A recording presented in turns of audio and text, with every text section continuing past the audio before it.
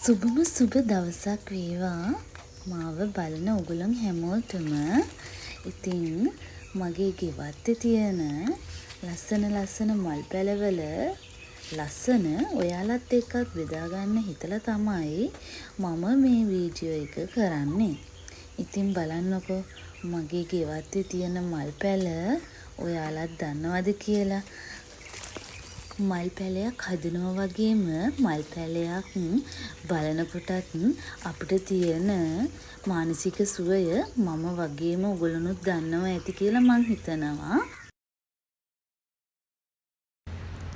ඉතින් මේ තමයි මගේ ඇග්ලෝනිමා එකතුවේ තියෙන ලස්සනම ඇග්ලෝනිමා පැලේ. ඇත්තටම තව මගේ ළඟ ඇග්ලෝනිමා වර්ග තියෙනවා. මම මේ වතුර දාන අවස්ථාවක ගත්ත වීඩියෝ එකක් නිසා මේ ඇග්ලෝනිමා වර්ගය තමයි මගේ මේ වීඩියෝ එකට රෙකෝඩ් වෙලා තියෙන්නේ. අනිත් ඇග්ලෝනිමා වර්ගත් මම ඕගලන්ට පෙන්නන්නම්. මේ ඉතින් මම මේ දැනට පොඩියට තව පැල වර්ග එකතු කරගෙන තියෙනවා. ඒ පැලසේ දැන් ලොකු පෝච්චි වලට මට දාන්න කාලෙත් ඇවිල්ලා තියෙනවා. මේ තියෙන්නේ මීවන වර්ග වගේක්. තව එක හබරෙල වර්ග මනි ප්ලාන්ට් වගේ එකතුවක් තියෙනවා. මෙතනත් මේ තියෙනවා මේ ඇග්ලෝනිමා වර්ග කිහිපයක්. ඒ සේරම අලුත් පෝච්චි වලට දාද්දී ඉදිරියට මම ඔයගොල්ලන් එක්ක කතා කරන්නම්. එතකල් මම දන්න දැනට තියෙන පැලවල නම් ගම් මෙහෙම ඔයගොල්ලන් එක්ක කතා කරගෙන යන්න. ඒ වගේම තමයි මේ මාත් එක්ක එකතු වෙන්න කියලා ඉල්ලනවා. මම දැන් මේ අලුතින් ගෙනපු පැල වර්ග වගේක් එහෙම අලුත් පෝච්චි වලට දාන විදිය මම මාත් එක්ක ඔයගොල්ලන්ත් එකතු වෙලා මේ බලන්න කියලා ඉල්ලනවා. මේ තමයි මගේ ඉන්ඩෝර් ප්ලාන්ට් වල මගේ ආසම පෝතෝස් වර්ග එකතුව. මේ තියෙන ස්නෝ ක්වීන් පෝතෝස් වර්ගය. එතකොට මේ බ්‍රැසිල් පෝතෝස් නැත්නම් මනි ප්ලාන්ට් එක මගේ ළඟ එකතුවේ තියෙන. එතකොට මේ චූටියේ තියෙන්නේ පර්ල් ඇන්ඩ් ජේඩ් පෝතෝස් වර්ගය. මගේ බුදු මැදුරේත් මම ඒ පැලේ තමයි අලංකාරයට එකතු කරගෙන තියෙන්නේ. මං හරිම ආස පැලයක් චූටි පත්‍ර සහිතයි. සමාවෙන්න ඕනේ මං සමහර පැලවල මං කියන නම් හරිද දන්නේ නැහැ.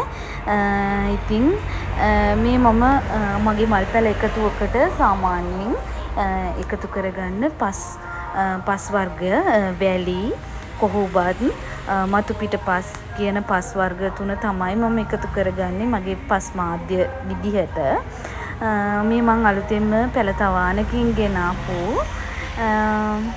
ඇක්ටේරියා සාමාන්‍යයෙන් අපි හිටවන්නේ බිම පොළවේ. මේ පැල තවානේ ලස්සනට මේ ඇක්ටේරියා වර්ග පෝච්චි වල දාලා තිබුණා. ඉතින් මමත් මේ ආසාවට මේ හොඳට මුල් ඇදලා එහෙම තියෙනවා.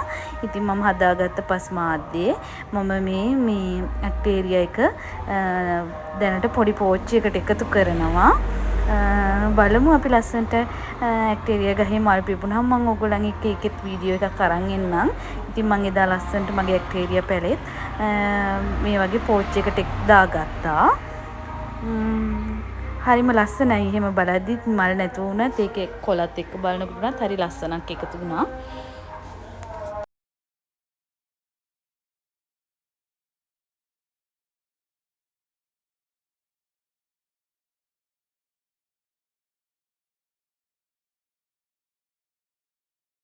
එතකොට මේ මගේ තිබුණ හබරල වර්ගයක්. මේකට නමක් ඇති. මට නම් ඒකේ නම මම දන්නේ නැහැ. ඔයගොල්ලන් දන්නවනම් කවුරු හරි මට යටින් මැසේජ් එකක් කමෙන්ට් එකක් දාන්න. මගේ මව් ශාකයකින් තමයි මම මේ අලුතෙන්ම ඒකේ තිබුණ පැලත් එක්ක මේ හැදිලා. ඉතින් මේ පැලයක් වෙන් කරගත්ත ලස්සනට මට වෙනම පෝච්චි එකට දාගන්න ඕන නිසා මං කලින් හදාගත්ත පස් මාධ්‍යම තමයි මම මේකට එකතු කරගන්නේ. මේ මම මූල පද්ධතිය කැඩෙන්නේ නැති වෙන්න මම ඒ මව් ශාකයෙන් මේ පැලේ ගත්තා.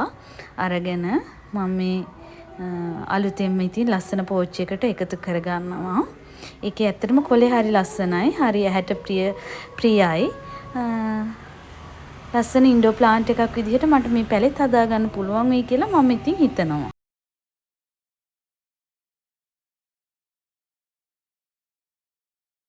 එතකොට මේ මගේ පොඩි පෝච්චි එක හදාගත්තු නියෝන් පෝතෝස් එක මේ නියෝන් මනි ප්ලාන්ට් එක තමයි. ඒකත් මම මේ දැන් ඉඩ මදි නිසා ලොකු පෝච්චි එකට දාගන්නවා. පස්සේ ආයේ මේ හැංගින් ප්ලාන්ට් එකක් හරි ලනුවතපු කණුවක හරි මේ ඉහළට යන්න. පස්සේ මම මේක වෙන පෝච්චි එක හදාගන්න කල් මම මේ පෝච්චියට ආයෙ එකතු කරා. මේ මම පුංචි පුංචි පෝච්චි වලට හදාගෙන තියෙන්නේ මගේ ලොකුවට තියෙන පෝතෝස් වැල් වලින් අතු කපලා ඒව පස් මාධ්‍යයට යට කරලා හදාගත්තු පොඩි පොඩි පැල තමයි මේ දැන් තියෙන්නේ. මේ හිම පැලයක් තමයි මම මේ ආයෙ අලුත් පොට් එකකට දාන්නෙත්. ඔය මම මේ පැලේ හිටව ගන්න විදිහ. ඇත්තටම මේ ඉන්ඩෝර් ප්ලාන්ට්ස් වල මේ හරිම ලස්සන ප්ලාන්ට් එකක් තමයි මේ පෝතෝස් කියන්නේ. හරි ඇහැට ප්‍රියයි. අනිත් එක මේ ප්ලාන්ට් එකේ තියෙන වර්ණයත් හරියට ඇහැට ප්‍රිය වර්ණයක්. ඒ හින්දා හරිම ලස්සනයි. දැනට මේ තනි වැල තිබුණට ඊට පස්සේ මේ වැල් කප්පාදු කරලා එනකොට ලස්සනට මට මේ හදලා ගන්න පුළුවන් මේ ප්ලාන්ට් එක. ඇත්තටම මේ මල් හිටවනවා කියන්නේත් එක්තරා විදිහක භාවනාවක් වගේ දෙයක් කියලා මම හිතනවා.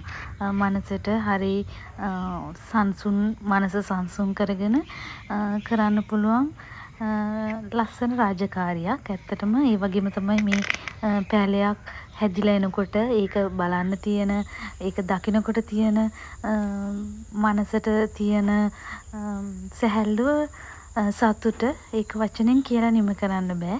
ඉතින් මමත් මේ හරි ආසයි මෙන්න මේ වගේ ලස්සනට පැල හිටවලා මෙන්න මේ විදිහට ඒවල ලස්සන බලන්න එක තමයි මගේත් ආසාව. මේ මං ඒදා දවසේ හිටවගත්ත පැල වගේක්. තව පැල දෙකක්ද කොහෙද මම ඉස්සරහට හිටවනවා. මේකත් සිංගෝනියම් වර්ගයට අයත් එක පැලයක්. ඒකත් ඇත්තටම හරි ලස්සනයි. මේ සිංගෝනියම් පැලෙත් ලොකු මෞෂාකයක් තියෙනවා මගේ ළඟ. මම මේ මෞෂාකයෙන් කඩාගත්ත වෙන් කරගෙන පොඩි පෝච්චියකට හදාගත්ත පැලේ තමයි මේක. ඇත්තට මේ වෙනකොටත් හොඳටම මූල පද්ධතියක් ඒ පෝච්චිය පුරා ගිහිල්ලා තිබුණා. මම වැඩි මුල් ටික ඇත්තටම අයින් කරා. මොකද ඒක ඇත්තටම මුල් අදිනවා හරි ඉක්මනට. ඒ වැඩි මුල් ටික අයින් කරා කියලා මේ පැලේට හානියක් වෙන්නේ නැහැ. මම මේ මූල පද්ධතිය අයින් කරලා තමයි ඔන්න ඔහොම හිටව ගන්නේ. මේ සිංගෝනියම් වර්ගය රෝස පැහැයට හුරුයි. ඒක ඇත්තටම ආලෝකයත් එක්ක පාට වෙනස් වීමක් සිද්ධ වෙනවාද කියලා මට හිතෙනවා. මොනවා වුණත් හරිම ලස්සන සිංගෝනියම් වර්ගයක් මේ පැලේ ඇත්තටම. මම ඔයගලන්ට ඉදිරි වීඩියෝස් වලදී මම මේ සිංගෝනියම් පැලේ ගත්ත මෞෂාකයක් පෙන්නන්නම්. ඒක ඇත්තටම හරි සාරවත්ව හරි ලස්සනට ගොඩක් විශාලව හැදිලා තියෙනවා මේ සිංගෝනියම් පැලේ. ඒක මම ඉදිරියේදී ඔයගලන්ට පෙන්නන්නම්.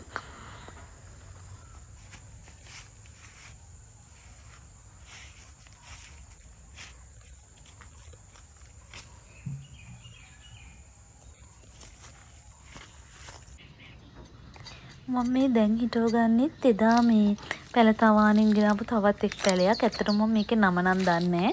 ඒකේ කොලේ හරි ලස්සන නිසා මට හරි ආස හිතුණා. ඒ වගේම ඒකේ ඉන්ඩෝ ප්ලාන්ට් එකක් විදිහට හරි ලස්සනට හදන්න පුළුවන් වෙයි කියලා මට හිතුණා.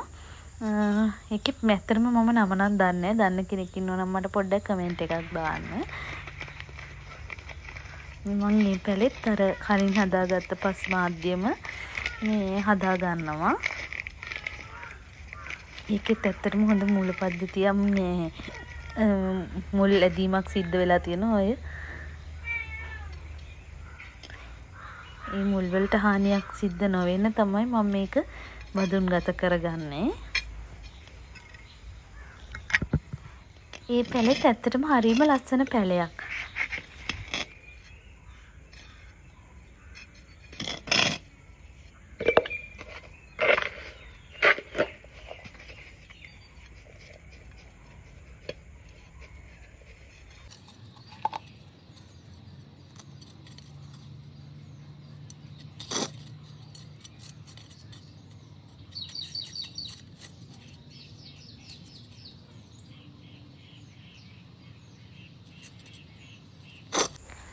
මම මේ බදුන් ගත කරන මේ පෝච්චි ඇත්තටම එදා දංකොටුවෙන් ගත්ත මැටි පෝච්චි වගේක්. මේ අර ප්ලාස්ටික් පෝච්චි වලට වැඩි හිටවන හැමදාම ප්ලාස්ටික් පෝච්චි වල හිටවනට වැඩිය වෙනසක් දකින්න ආස නිසා මම මේ පෝච්චි ගත්තා. මේ පෝච්චියක් මට මතක හැටියට රුපියල් 200ක් වගේ තමයි උනේ.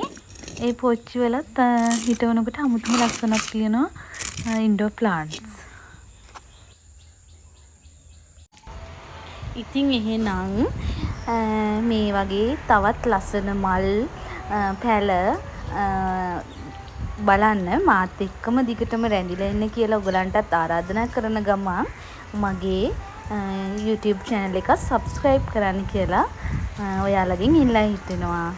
එහෙනම් අදට මං ගිහින් එන්නම්.